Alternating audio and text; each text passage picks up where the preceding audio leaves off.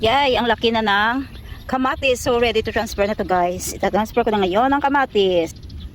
Ang laki na guys ng kamatis. Yan. O diba? Nagtatransfer ako ng mga kamatis kung hapon. Kasi malilino siya. Hindi yung umaga kasi masyadong mainit. Ideal na pag-transfer ng mga halaman ng mga seedlings ay hapon. Kasi yung duration ng gabi matagal. So, hindi sa malayong guys. Padami yung mga kamatis dito sa farm kasi ayaw namin na mawala ng kamatis guys. Kailangan maintain na may kamatis talaga dito. Pagkatapos harvest, tanim ulit.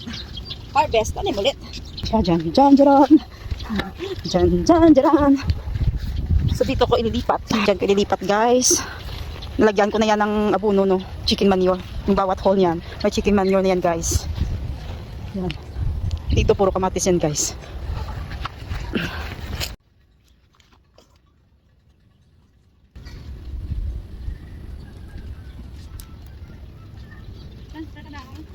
Oo. Nahaw. Yan siya. Dito naman.